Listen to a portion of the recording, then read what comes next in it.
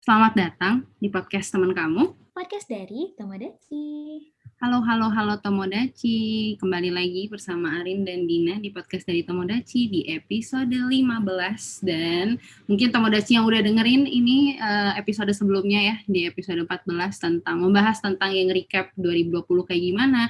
Dan ya kan kita pengen lanjut terus nih ke 2021 dan berharap 2021 lebih baik dari tahun 2020. Dan ada sebagian dari Tomodachi nih, karena masih vibes tahun baru juga. Biasanya tuh kalau tahun baru nih, resolusinya apa? Gitu nggak sih, Din? Biasanya pasti sering ditanya resolusi 2021 apa? Atau udah ditanyain belum sejauh ini? Sering banget nggak sih kita ditanya gitu, Din? Sering banget. Kemarin aku kebetulan lagi buka question and answer gitu kan, Rin, di Instagram aku iseng-iseng. Terus orang-orang banyak banget yang nanya, what is your resolution 2021? Aku kayak, hahaha. Here comes the question. Nah, makanya nih, kita akan ngebahas itu juga sekalian di podcast ini ya. Mungkin ada yang bimbang gitu, bukan bimbang, kayak bertanya-tanya dalam hati. Sebenarnya sepenting apa sih resolusi ini? Ya nggak sih, Din? Sepenting apakah itu? Gimana? Lebih kayak gini karena media mainstream ngomongin tentang resolusi. Sekarang kalau misalnya kita lihat di Instagram atau anything, orang ngomongin kayak buku yang harus kamu baca, resolusi yang harus kamu lakukan. Gimana cara nulis resolusi? Jadi kita juga bakal bahas itu ya, Rin ya. Jadi kayak sepenting itu kan gitu.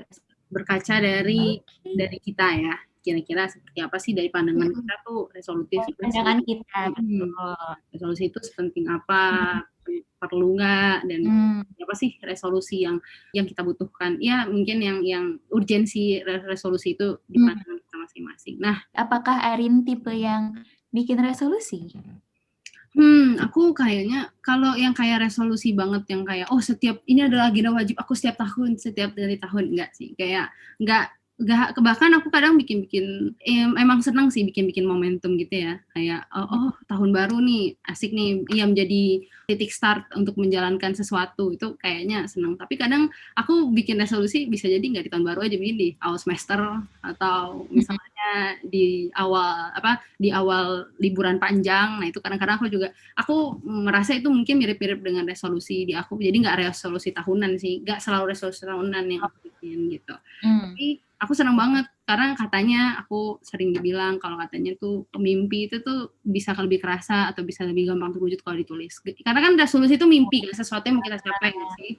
Jadi katanya iya nanti bisa masuk alam sadar, jadi kayak itu jadi lebih apa ya, kayak kita secara tidak langsung bergerak menuju si yang kita mau capai itu gitu. Dan sebenarnya ya itu balik lagi yang aku bilang, bukan momentum wajib kayak wah tahun baru nih aku harus menulis. Bahkan sekarang kayak aku belum tulis sih resolusi apa yang belum tertulis banget kayak, tapi aku memang seneng gitu kayak kalau misalnya aku mau mencapai ini dalam rentang waktu ini, misalnya dalam satu semester ini aku mau kayak gini kayak gitu. Nah itu biasanya aku suka nulisin karena aku kebetulan juga ini sih senang aja gitu kalau ngelihat di buku aku nulisin yang aku pengenin, yang sesuatu yang abstrak itu jadi konkret, jadi tulisan gitu. Aku suka kayak senang aja, kayak ada kepuasan dalam diriku sendiri gitu. Din, kalau Dina gimana, emang ada Arin hobi journaling? nulis gitu sih. Nulis kan bukan itu kan nulisnya sesuatu lebih personal buat kita gitu kan, jadi kayak ngerasa wah jadi satu langkah lebih dekat aja gitu kepada sesuatu yang kita inginkan. Kita jadi lebih tahu, gak cuma awang-awang aja, tapi pas ngelihat tulisannya wah jadi that's really nice gitu. Iya, iya aku juga seneng juga, apalagi aku nggak tahu kalau Dina hobinya kayak gimana. Aku salah satu hobinya itu juga ngincar buku lucu-lucu gitu, Din. Itu kadang bukunya kan suka kayak aku suka banget ngincar buku yang kayak wah ini kayaknya buku lucu. Bukunya buku kosong ya, bukan buku ini yang kita bahas bacaan ya, belum buku ya, kayak buku tulisan gitu.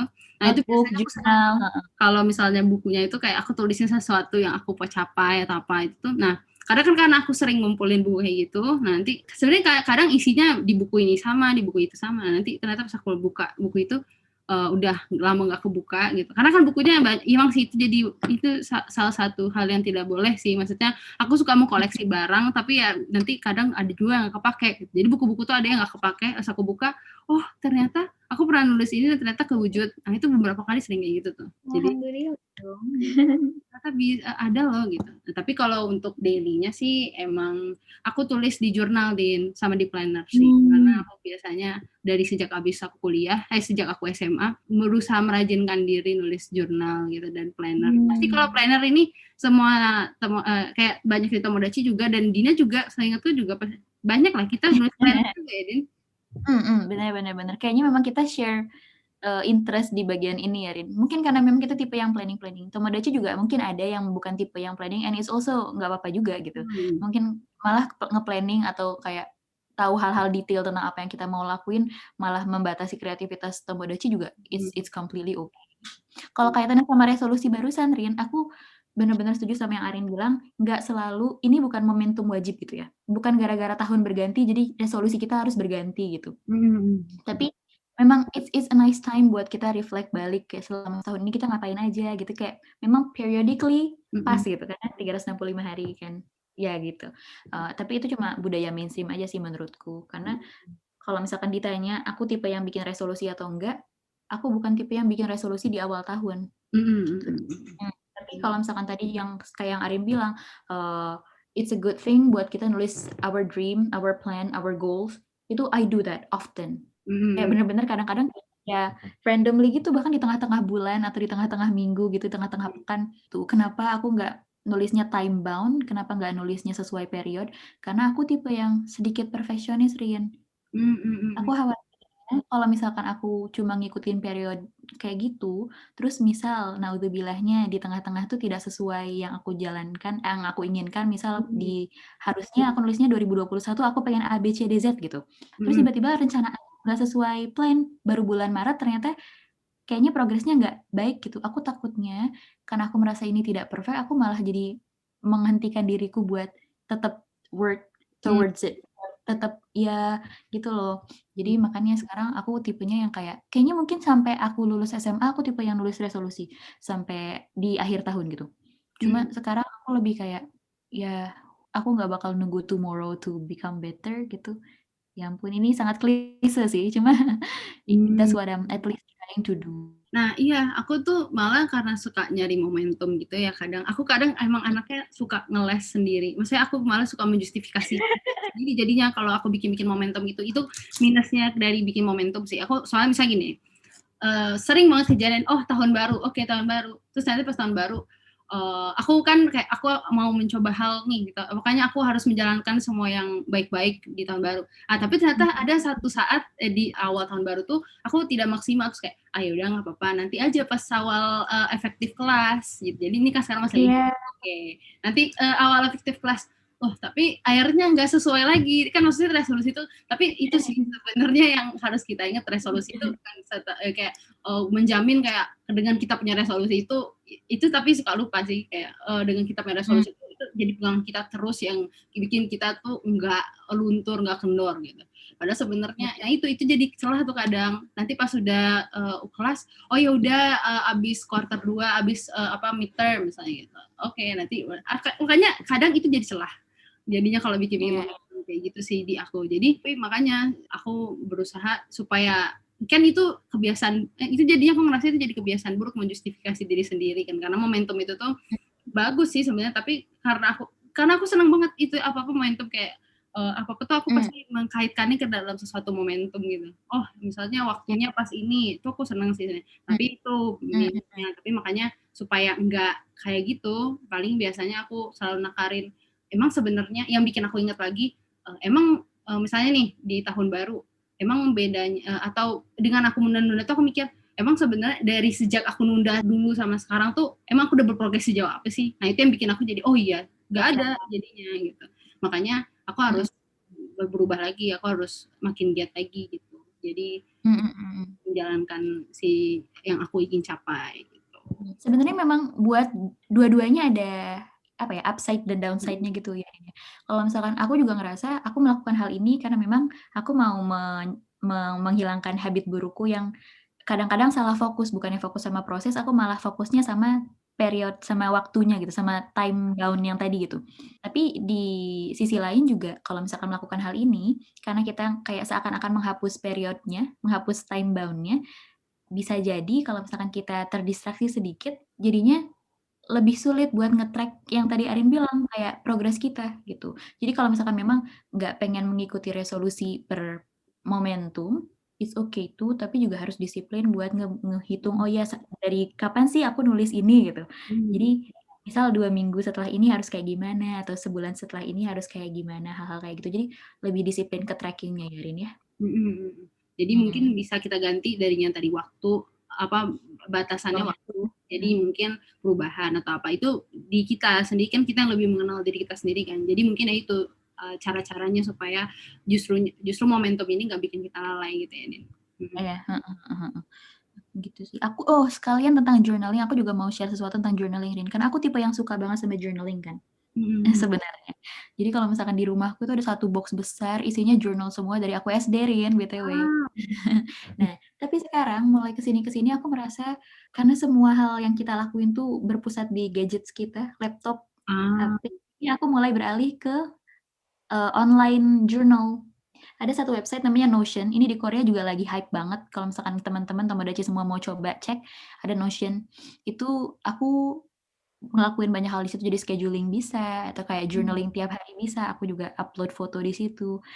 Walaupun masih sensasinya beda dibandingkan nulis kayak pakai tangan dan lain-lain. Tapi setelah sekian lama pakai online journal itu, aku merasa tulisanku semakin jelek, Rin. Aduh, aku aja nulis jurnal setiap malam masih keriting. Mungkin beda kalau Dina karena lebih cantik tulisannya. Aku kadang nulis jurnal juga kadang meskipun aku nulis setiap hari, tulisannya tetap keriting di jurnalnya gitu. Tapi ini sih, memang beda sensasi sih emang. Tapi itu lebih eco-friendly sih, Din. Lebih eco-friendly gitu. Misalnya nulisnya di online juga. Terus kayak kalau nulisnya, pokoknya terus kalau di gadget mungkin jadi nggak tahu, mungkin apakah lebih rajin Din daripada nulis di buku. Jadi kan karena kita di gadget, oh ya sekalian tap aja, sekalian klik aja nih jurnal gitu nggak sih, atau gimana?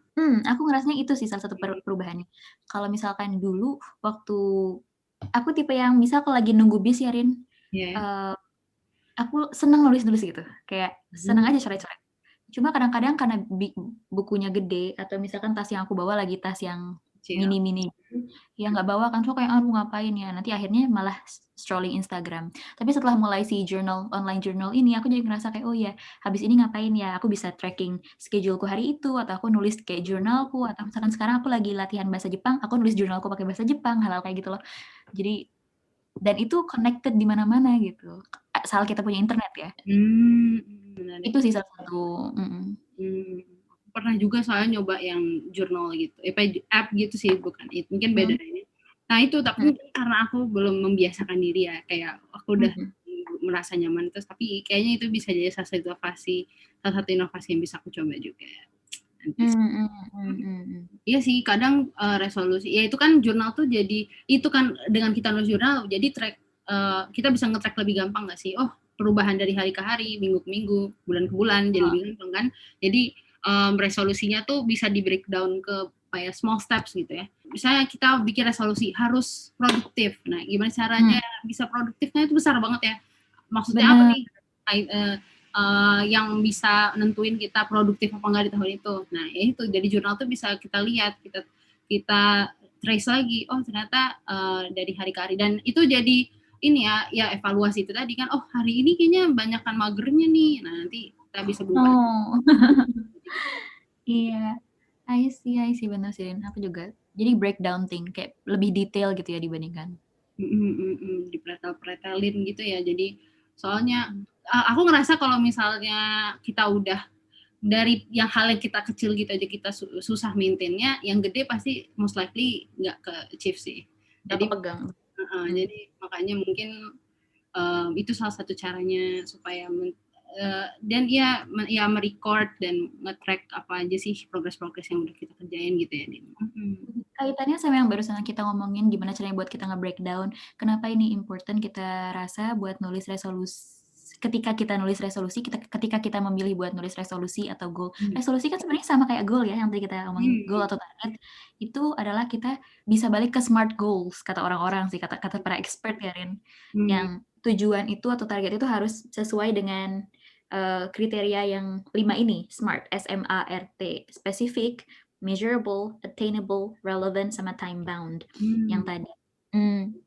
Gimana caranya biar bisa sespesifik mungkin supaya kita bisa lebih terarah tenaga kita dan waktu kita ketika kita mau merealisasikan sesuatu, lebih measurable, kayak apa sih satuan-satuan yang kita ngerasa kayak yang tadi Arin bilang kayak produktif. Pokoknya hari ini aku harus produktif. Oke, produktifnya apa gitu. Ya, kita bisa ngomong kita produktif tuh bagaimana. gitu. bangun Attainable tuh pagi misalnya gitu kan, atau baca buku atau apa gitu ya, menghasilkan sesuatu. Attainable mungkin atau enggaknya buat dicapai. Jangan misalkan aku udah 22 tahun terus aku bilang kayak aku mau tumbuh 170 senti gitu kan. Tidak mungkin. Ya, harus make sense juga ya. Itu Iya. namanya khayalan jatuhnya kalau itu kita udah tahu kita nggak bisa gitu misalnya. Kecuali kita tahu stepnya apa, misalnya 170 itu misalnya 3 tahun. Misal. Terus tadi yang setelah SMA, attainable itu relevan. Kenapa kita mau ngelaksanain ini? Jadi kalau misalnya kita lagi hilang motivasi kayak, oh iya aku tuh harus ngelakuin ini, aku tuh harus mencapai ini karena hal ini. Jadi kita masih ada motivasinya lagi dan sesuai sama apa yang kita lakuin gitu. Terus selanjutnya yang terakhir time bound yang tadi gimana caranya buat kita tracking, buat bisa nge-tracking progress kita. Nggak harus momentum based, cuma gimana caranya kita disiplin buat tracking per timing yang kita betul. Jadi itu jadinya pasti itu untuk mencapai suatu goals, target. Nah, itu kan gak jauh-jauh dari habit ya. Maksudnya tadi kan itu yang kita omongin itu kan kayak nulis jurnal dari progres. Maksudnya progres dari waktu ke waktu itu kan itu relevan banget sama habit kan. Maksudnya habit itu kan ada kebiasaan yang kita lakukan dari waktu. Jadi dengan kita mau mencapai resolusi itu akan sangat terbantu kalau misalnya kita membangun habit kita, menjalankannya dari kebiasaan-kebiasaan kita, meskipun kebiasaan kecil ya, Din. Iya, betul. Setuju, Din, setuju. Kalau Dina gimana tuh? Ada nggak kiat-kiat dalam selama ini kan punya resolusi, terus dicoba dijalankan dari habit-habitnya? Nah, gimana sih cara ngebangun habit itu? Oke. To be honest, aku juga nggak yang benar-benar pernah ngubah habit udah gitu berhasil 100% gitu nggak pernah, Rin. Cuma aku menyadari sesuatu waktu kemarin aku karantina. Aku sempat karantina kan, Tomodachi semua di Tokyo selama 2 minggu. Gara-gara baru datang dari Indonesia kan. Nah, di sana aku tinggal sama salah satu teman SMA aku yang memang pola makannya, lifestyle tentang makanan dan kesehatannya tuh sangat luar biasa. Aku belajar banyak banget dari dia. Terus di sana akhirnya aku menyesuaikan makananku sesuai sama dia kan. Jadi waktunya teratur, gitu kita juga mengukur hal-hal yang kita makan setiap hari gitu. Dan dari situ aku lakuin selama 2 minggu terus-terusan. Pas aku akhirnya bisa kembali ke kota kita sekarang, ke Beppu, aku jadi ke bawah juga, Rin. Jadi kayak, ini udah jadi habit. Aku kalau makan makanan yang terlalu gorengan jadi rasanya bersalah gitu. Atau kayak makan makanan yang aku tahu, wah ini terlalu banyak gulanya nih, aku kayak kayaknya jangan deh gitu. Padahal dulu, wah ini kan tahu aku makan gulanya kayak apa ya. Untuk sumber energi ya, Din? Iya benar. Ya itu alibinya seperti itu dulu ya. Tapi setelah 2 minggu bersama ada temennya gitu ngelaksanain makan sehat, akhirnya lama-lama terbiasa secara tidak, walaupun aku nggak mengintensikan atau meniatkan gitu ya. Jadi selain oke lah ada tips-tips yang di luar sana banyak gitu. Udah mainstream gitu ya, udah tahu lah semua orang. There you go, and that's the word. Tips-tips mainstream menurutku gimana caranya bangun habit adalah ketika kita punya teman yang ngelakuin hal yang sama, yang mau bangun habit yang sama, itu it really helps. Iya, ada temen ya, jadi nggak susah sendirian gitu ya. Kalau misalnya kita kendor, ada yang ingetin juga, makin semangat juga. Gitu. Ada setuju nggak? Setuju banget sih kalau misalnya apa, pokoknya makanya itu salah satu yang aku rasakan kalau misalnya online kayak gini dalam keadaan pandemi itu satu. Jadi kadang habit itu karena kita tinggalnya sendiri gitu kan, maksudnya kalau satu keluarga itu kan beda-beda ya kesibukannya kan. Beda kalau misalnya kita satu rumah, ya teman kita mirip-mirip lah gitu kesibukannya, dan ada pattern dari kebiasaan gitu mirip lah sama teman kita gitu kan. Nah, jadi kadang gak harus punya teman yang ngelakuin hal yang bareng, tapi juga ngelihat teman kita melakukan sesuatu menggerakkan kita, itu juga jadi karena mereka nge-trigger kita untuk lakuin sesuatu. Nah, itu juga membantu meskipun mereka nggak sama melakukan hal yang barengan kita. Misalnya aku mau diet nih, atau misalnya temanku dia nggak juga, saya temanku atau misalnya Dina punya lifestyle memaintain konsumsi makanannya bagus, meskipun Dina nggak punya goals untuk diet, tapi punya goals untuk diet. Ngelihat Dina aja menjaga itu kan kayak di case Dina itu juga men-trigger kita kan. Jadi nggak harus, teman tuh bisa teman seperjuangan, bisa jadi teman yang contohin gitu. Aku setuju banget sama ini dan sebenarnya karena sekarang aku merasa aku di rumah sendiri kan, Ini walaupun aku tetap main-main keluar sama teman-teman yang lain gitu, tetap pakai masker teman-teman, higienis terjaga. Cuma kayak karena sekarang jarang banget interaksi sama orang, apalagi sekarang lagi New Year holiday gitu, aku jadi sedikit lost track gitu kayak, aduh gimana ya gitu. Kan memang tidak ada teman seperjuangan, iya gitu. Makanya sih, makanya jadi pengen balik ke Beppu cepet-cepet nih, biar ada teman seperjuangannya Dina. Iya, aku juga ingin berjuang bersama Dina. Asik. Aduh, Arin ada aja. Arin BTW tadi yang Arin ngomongin tentang kebiasaan kecil ya. Ini kita ngomongin tentang habit-habit gitu. Tadi Arin juga ngomongin tentang pokoknya jangan remehkan habit sekecil apapun itu ya.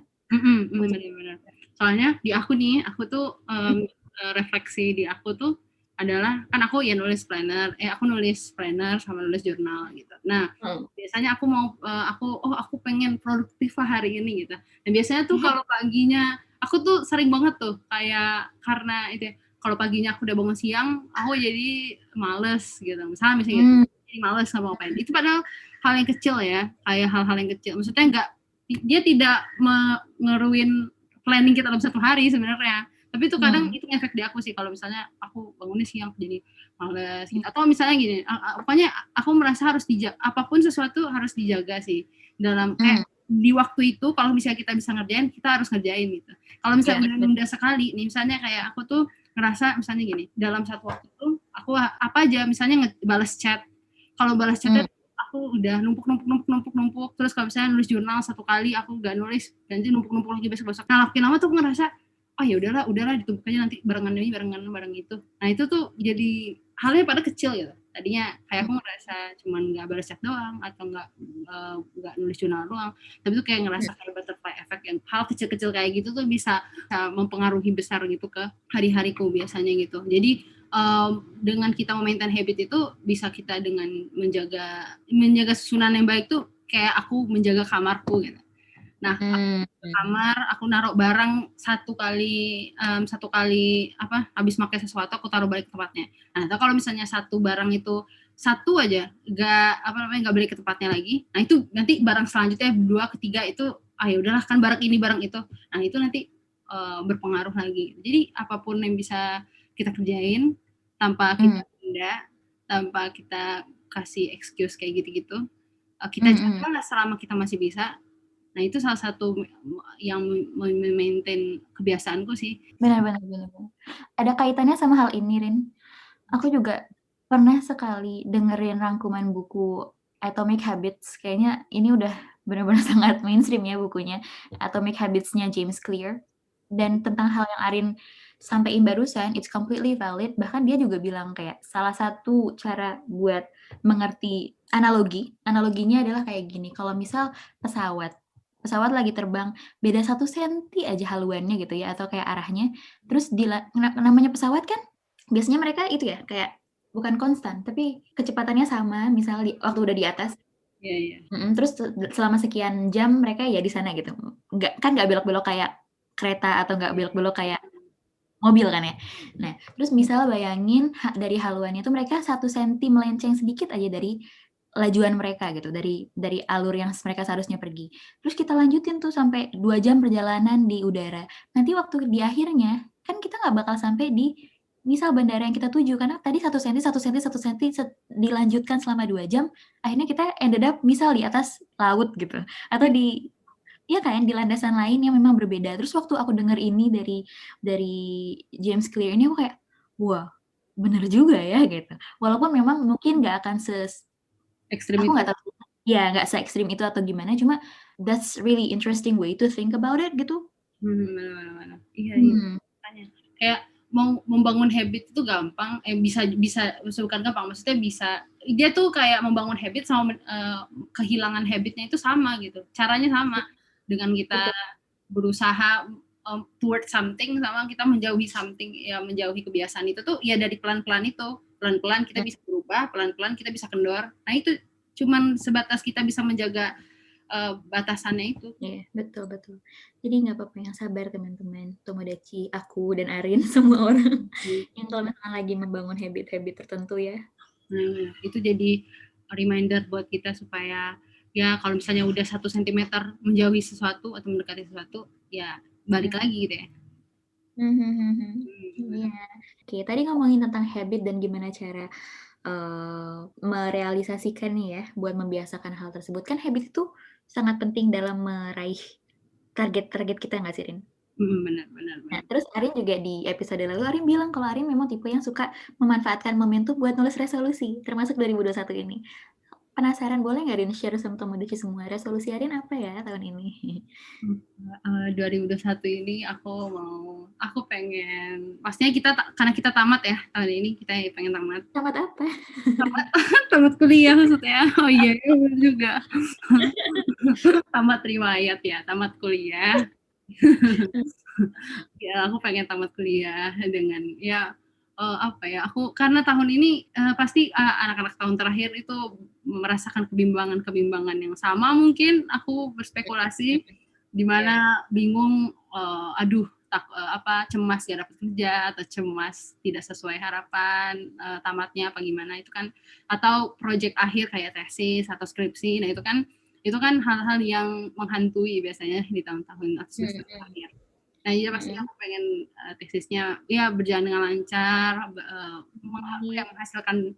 menghasilkan hasil yang bagus lah gitu tesisnya. Maksudnya bermanfaat lah isi tesisku tuh gitu.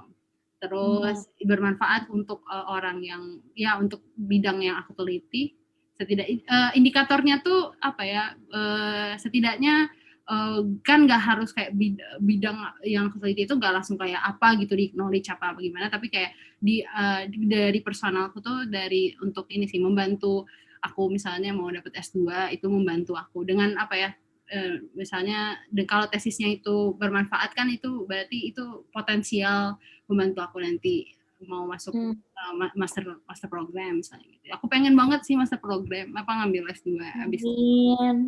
Nah, itu pengennya sih 2001 ini aku tahu dapat gitu aku mau kuliah di mana kalau aku bisa. Tapi aku emang sih karena 2020 ini sedikit membuat aku sedikit jera gitu.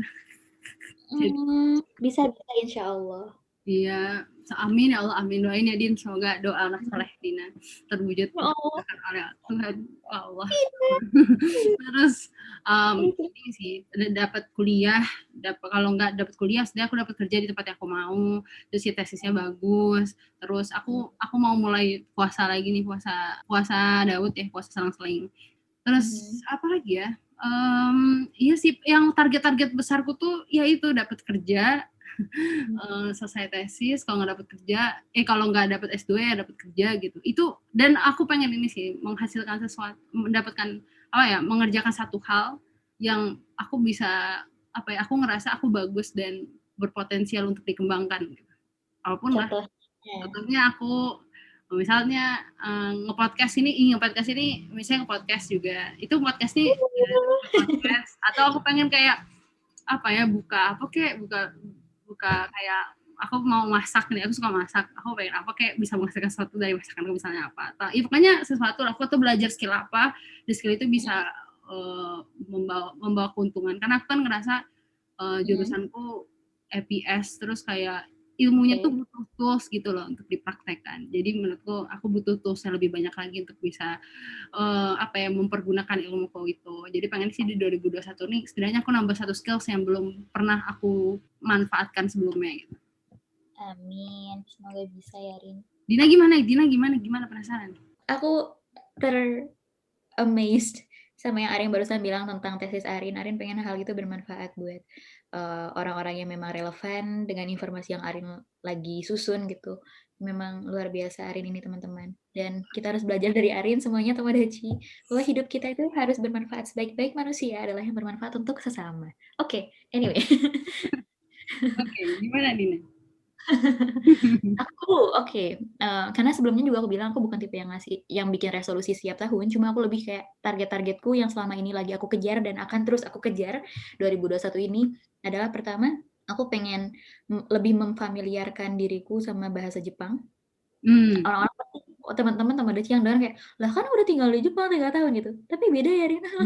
Benar. Bedain aja aku sama Dina aja, ini sama-sama tinggal di Jepang 3 tahun tapi beda. Bukan Itu masalah itu. ya, tapi aku memberikan contoh ke Tomodachi misalnya gitu. Kalau di aku Mhm. memberikan contoh seperti itu.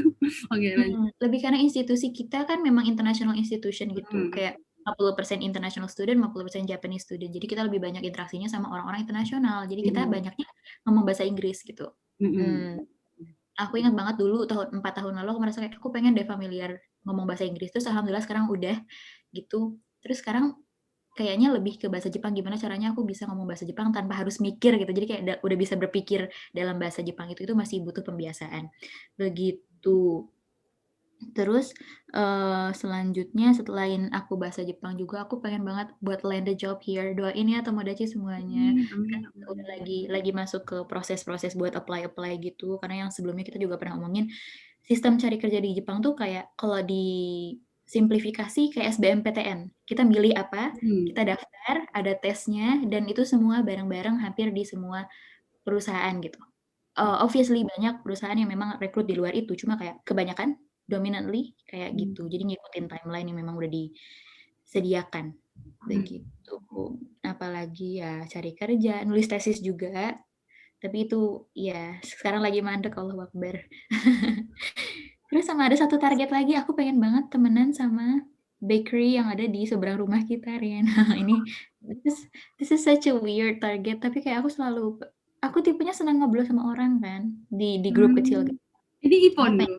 iya betul. Jadi teman-teman Tomodachi semuanya ada satu bakery dekat rumah kita namanya Ippondo. Ibu-ibunya baik banget. Terus aku kayak pengen deh ngobrol sama mereka. Terus sebelum aku lulus dari sini aku pengen create a bond sama mereka. Jadi kalian jadi saksinya ya. Nanti aku update lagi setelah kita lulus aku berhasil temenan sama beliau. Ini terasa kayak cerita drama atau cerita film gitu, Nen. Settingannya di Jepang gitu. Wah, ya, aku ya. Nanti Dina udah dapet cheese breadnya dengan gratis. Saking Iya. kesayangan ibu bakery. Ya itu salah satu niat. Enggak deh. Ya sih. Gitu deh, itu target-targetku. Ya pokoknya semoga kita saling mendoakan ya Rin, semoga target-target Erin, target-targetku, target-target Tomodachi semuanya tercapai, amin. Dan of course nggak cuma berdoa aja, kita butuh juga membangun strategi buat mencapai target-target tersebut. Amin, amin, amin. Semoga ya Tomodachi lagi dengerin apapun resolusinya, apapun targetnya, semoga terwujud dan ya dimudahkan. Selamat menjalani hari-hari di 2021. Iya, Ya, ini udah kita masih bisa bersama-sama ya di 2021 ini ya, Tomodachi dan Dina menemani hari-hari kita semua. betul. Ya insya Allah kita bakal berevolusi, nggak berevolusi juga sih, tapi kita terus berusaha buat berinovasi, buat nemenin Tomodachi semua dengan informasi-informasi yang bermanfaat, dengan pandangan-pandangan yang lebih terstruktur dan berisi gitu. Gitu aja kali ya Rin podcast kali ini. Oke sih. Sudah waktunya kalau begitu kita pamit undur diri dan ya selamat menjalankan aktivitas untuk bergerak menuju revolusi yang dicita-citakan ya Tomodachi. Iya. Oke. Sehat selalu, makan yang baik, rest well everyone. Bye bye.